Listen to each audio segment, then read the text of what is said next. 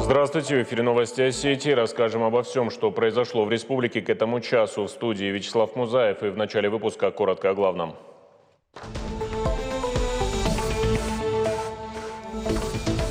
По инициативе главы Сергея Миняйла в республике созданы колл-центры для консультирования мобилизованных и их родственников. Кто будет отвечать на вопросы граждан и какую информацию можно будет получить?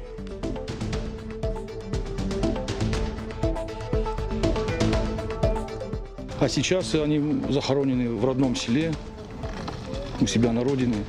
С начала года на территории Северного Кавказа поисковые отряды обнаружили останки 22 советских солдат и офицеров, пропавших без вести в годы Великой Отечественной войны. Память одного из них почтили сегодня в селении Ильхотово.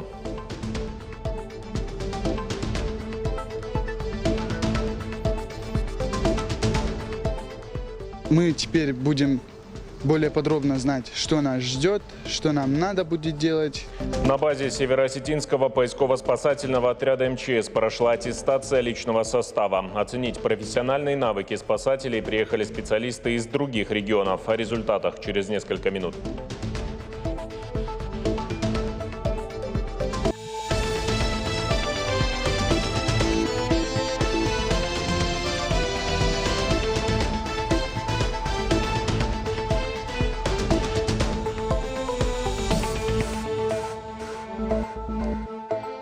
Реализацию поручений президента России обсудили в правительстве республики. Совещание провел премьер Борис Джанаев. О разработке мастер-плана туристического кластера Северной Осетии проинформировал председатель комитета по туризму Ацамаз Зарахохов. Он отметил, что созданием стратегически важного документа занимается корпорация «Кавказ.РФ». По графику окончательный вариант представят в марте следующего года. Продолжается работа и в Беслане. Построены и сданы в эксплуатацию объекты образования. Реконструируют стадион «Пищевик», сети водоснабжения и водоотведения и внутригородские дороги. Следующий этап – модернизация Дворца молодежи, поликлиники и строительство станций скорой медицинской помощи. В сфере развития сельского хозяйства одно из поручений касается создания системы мелиорации. На следующий год отобрано 5 проектов на 249 миллионов рублей субсидий из федерального бюджета. Также более 100 миллионов рублей предусмотрено на закладку виноградников в регионе. В целом на сельское хозяйство в следующем году планируется увеличение государственных субсидий на 400 миллионов рублей. Перспективные инвестпроекты рассмотрели в правительстве республики. Заседание Совета провел премьер Борис Джанаев. Представитель компании «Агропромышленный комплекс» станица Архонская Арсен Хамицаев презентовал проект многопрофильного комплекса с мукомольной мельницей, цехом по переработке и консервированию сельхозпродукции, производственным цехом, логистической базой и складом. По словам докладчика, в реализацию проекта уже вложено более 300 миллионов собственных средств инвестора. Предполагается также привлечение кредитных займов. На первом этапе планируется создание более 150 новых рабочих мест. Еще один проект – агротуристический оздоровительный комплекс компании «Шале». Речь о строительстве гостиницы, коттеджа и банкетного зала. Среди перспективных инвестпроектов также серийный выпуск роботизированных комплексов с дронами-опрыскивателями для сельскохозяйственных нужд. Для запуска проекта инвестору необходимы производственные помещения и земельный участок сельхозназначения для испытательного полигона. Борис Джанаев поручил по каждому проекту оказать необходимое содействие в доработке документации и решении организационных вопросов. Чтобы были рабочие места, отчисления в бюджет, то есть вся наша работа направлена именно на этот результат. Поэтому конструктивно мы должны стремиться только к этому.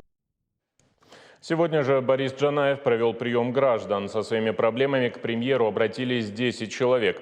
Часть вопросов касалась плохих дорог у жилых домов. Во Владикавказе жители улицы Нартовская просят отремонтировать аварийный участок. Старое полотно не позволяет инвалидам передвигаться без автотранспорта. Не остались без внимания и просьбы многодетных семей. Несколько обращений были по благоустройству образовательных учреждений и предоставлению жилья сиротам. На развитие нашей республики мы всячески должны оказывать содействие по всем направлениям. Люди обращаются с помощью, мы сами видим, помощь на самом деле бывает, просьбы бывают разного рода, поэтому наша самая главная задача оперативно решать все те наболевшие вопросы, которые сегодня стоят у каждого человека, жителя нашей республики, на пути. На базе ресурсного центра поддержки добровольчества в чрезвычайных ситуациях и Центра управления регионом созданы колл-центры. Они будут оперативно консультировать мобилизованных и их родственников. Открыть горячие линии поручил глава республики Сергей Миняйло. Один из таких колл-центров уже начал свою работу. Волонтеры Всероссийского студенческого корпуса спасателей, организаций ОНФ и «Мы вместе» обзванивают членов семей, призванных на частичную мобилизацию граждан, фиксируют их нужды и предлагают помощь. Руководитель администрации главы правительства Ибрагим Габеев лично проинспектировал начало работы колл-центра. На месте он встретился с представителями ОНФ и Всероссийского студенческого корпуса спасателей и пообщался с волонтерами. Штаб акции «Мы вместе» будет помогать участникам специальной военной операции на Украине. Поддержку окажут в виде гуманитарки. Принять участие может каждый житель республики. Штаб расположен во Дворце молодежи. Сейчас необходимо собрать в первую очередь лекарства, продукты, экипировку и теплые вещи. Отметим, ранее волонтеры штаба акции «Мы вместе» оказывали помощь во время пандемии больным коронавирусной инфекцией. Это инвалиды, малоимущие и пожилые люди. Всего несколько десятков тысяч семей. Происходит переформатирование такого штаба, который существует уже на протяжении нескольких лет в Северостинской государственной медицинской академии с целью организовать сбор гуманитарной помощи, гуманитарных грузов для семей мобилизованных и, собственно говоря, для самих мобилизованных. То есть задачи вот этого движения «Мы вместе» несколько трансформируются, углубляются и расширяются в другой плоскости.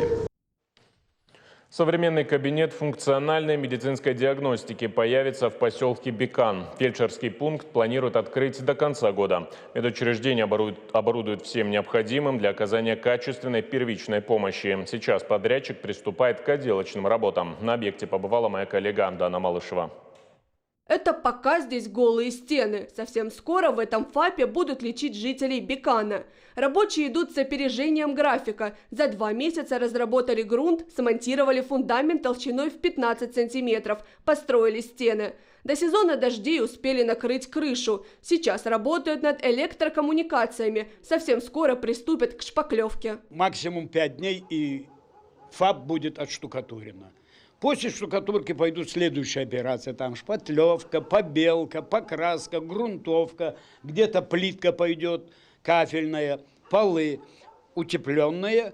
Потом стяжка и уже где ламинат, где линолеум, где плиточные полы. Зону вокруг фельдшерского пункта оградят и займутся озеленением. Подрядчик уверяет, инфраструктура повысит качество первичной доврачебной медицинской помощи. Подъездные пути, стоянка машин, стоянка для мусорных ящиков. Все необходимые атрибуты, которые требуются для нормального функционирования объекта, такого социально значимого. В Бекане есть здравпункт. Правда, он давно не отвечает требованиям Минздрава. Население в 200 человек приходится лечить в непростых условиях. Кабинеты маленькие, не хватает и медоборудования. Медицину возродит фельдшерский пункт с новым оснащением. В ФАПе будет и кабинет функциональной диагностики, будет размещен ЭКГ-аппарат, также будут портативные анализаторы крови. На строительство процедурной, акушерского кабинета, приемной, котельной и подсобных помещений выделили 10 миллионов рублей, из них 2 на технику.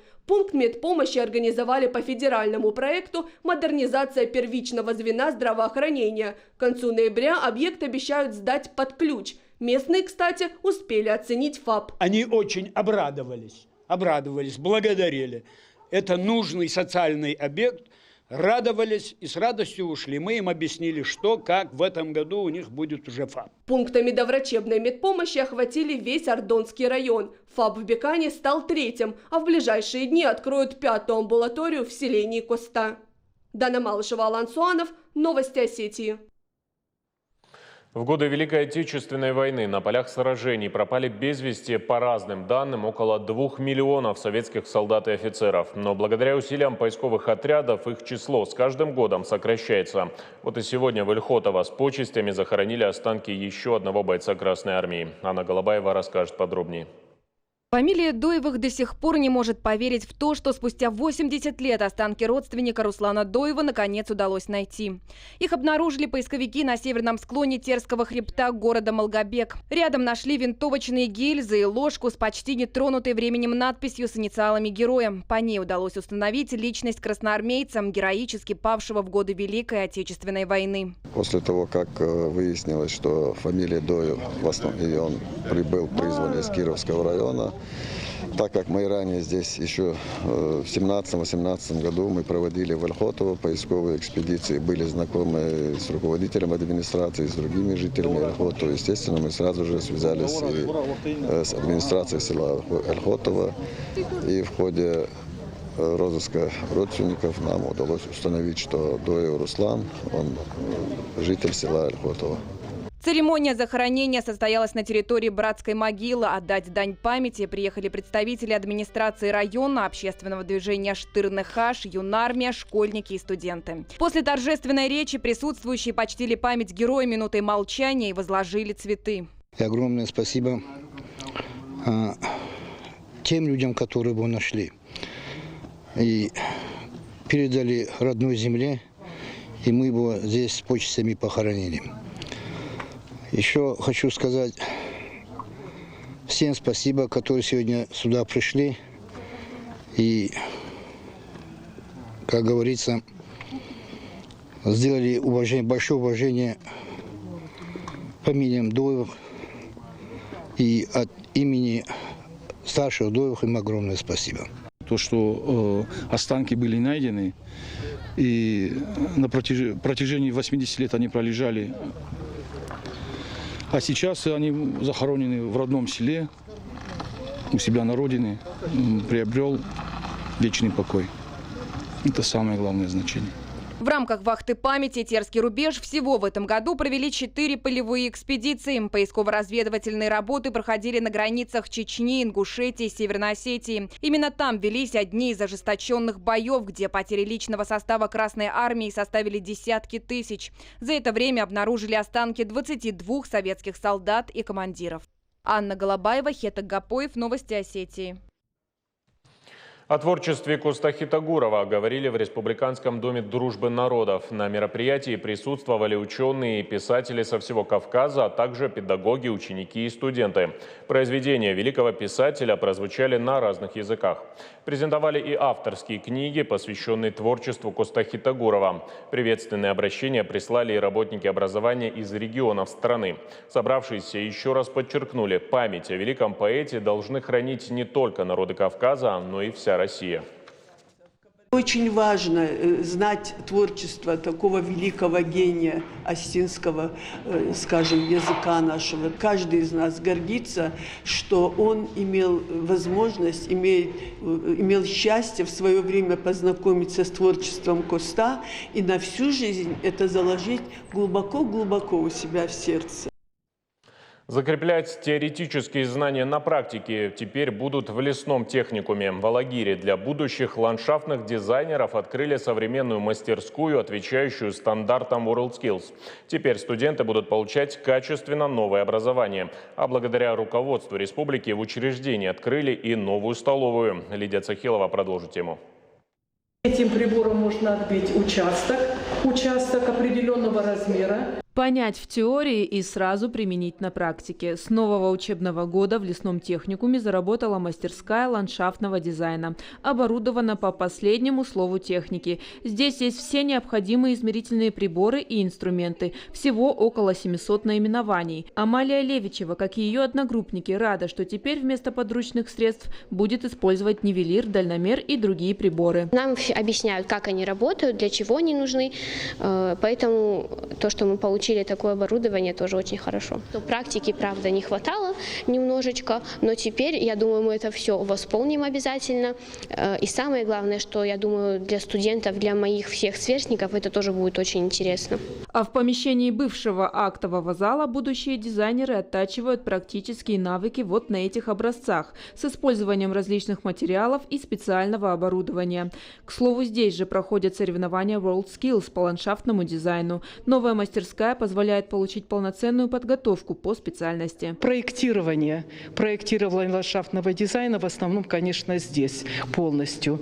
И проектирование всех объектов по озеленению, не только по ландшафтному дизайну. Мы все знаем, что существует федеральная программа, по которой учреждения среднепрофессионального образования комплектуются вот такими мастерскими. При помощи вот этой мастерской студенты будут обучаться и участвовать, готовиться к различным мероприятиям спортивного характера. То есть имеется в виду WorldSkills, вы знаете, где наши ребята тоже будут участвовать, и будем стараться добиваться более или менее хороших результатов. Помимо мастерской, в техникуме заработала и столовая. Здесь 36 посадочных мест. Пищеблок полностью оборудован. Плита, пароконвектомат, холодильники. В меню первые и вторые блюда. Все современное оборудование, которое мы приобрели при помощи министерства, правительства, нашей республики. Сотрудники тоже квалифицированные. Уже дети здесь кушают? Дети уже питаются, да, получают хорошую пищу. Понятно, они довольны? Пока без жалоб, надеемся, что все будет хорошо. Долгожданные преобразования произошли благодаря новому статусу учреждения. Но неизменным осталось главное – профессиональная подготовка востребованных на рынке труда специалистов. Мы были объединены с колледжем, аграрно-технологическим колледжем. Ну и вот нашим правительством, главой республики было принято решение произвести реорганизацию, выделение из этого колледжа нового образовательного учреждения. Конечно, не было этой столовой, и буквально при поддержке, при помощи Министерства образования, правительства произошла вот такая реорганизация, и столовая у нас фактически оборудовалась за 3 месяца. То обновление, которое происходит, оно, безусловно, проходит за счет средств и федерального бюджета, и республиканского бюджета. И, конечно же, министерство планомерно вкладывает финансы, вкладывает обновление в содержание работы, не только в обновление инфраструктуры, но и в обновление содержания работы. Поэтому, соответственно, имидж техникума и статус техникума в Алагирском районе возрастает. И будем надеяться, что со следующего года уже объем поданных заявлений в период приемной кампании будет несоизмерим с этим годом, с 22-м. В планах построить на территории техникума физкультурно-оздоровительный комплекс. Там будет бассейн и футбольное поле. Решение приняло руководство республики. В ближайшее время займутся составлением сметы. Лидия Цахилова, Хетак Гапоев. Новости Осетии. Организовать переправу через реку, оказать первую медицинскую помощь, и все это с соблюдением всех правил безопасности. В пригородном районе провели аттестацию сотрудников поисково-спасательного отряда МЧС. В учениях также принимали участие волонтеры Всероссийского студенческого корпуса спасателей. Подробности в материале Валерии Кузаевой. На базу МЧС поступает срочное сообщение. По легенде, произошло землетрясение. Возможно, повреждение жилых домов и мостов. Группа разведки немедленно выезжает на место. Спасатели обнаружили завал. В завале могут быть люди. Принято. Находитесь на месте. Высылаю группу спасателей. Перед тем, как начать операцию, необходимо увести людей в безопасное место и подготовить технику. Задача: отряд справляется быстро. За считанные минуты из-под завалов достают подростка. У мальчика перелом ноги. Уметь оказать первую помощь – еще один обязательный навык спасателей. Пострадавшему наложили жгут и шину. Поступает новое сообщение: нужна подмога.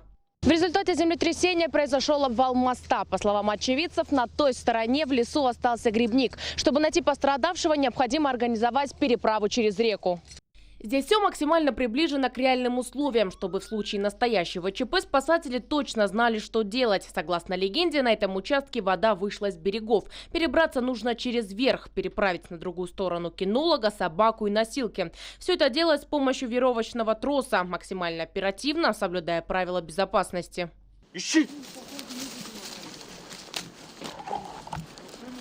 На счету каждая минута, и как итог слаженной четкой работы еще одна спасенная жизнь. Это не просто учение, а аттестация поисково-спасательного отряда. Оценить профессиональные навыки приехали специалисты из других регионов страны. Периодическая аттестация проводится с целью оперативной готовности аварийно-спасательных служб формирования, а также и спасателей к реагированию на различные чрезвычайные ситуации и происшествия. Аттестация, на мой взгляд, проходит успешно. С поставленными задачами дежурные расчеты спасателей справляются на отлично. Сотрудникам МЧС помогают волонтеры Всероссийского студенческого корпуса спасателей. Для них это отличная возможность перенять опыт старших коллег. Сегодня я первый раз принимал участие в настоящей аттестации спас-отряда. И скажу так, что спасатели хорошо отработали свои поставленные перед ними задачи.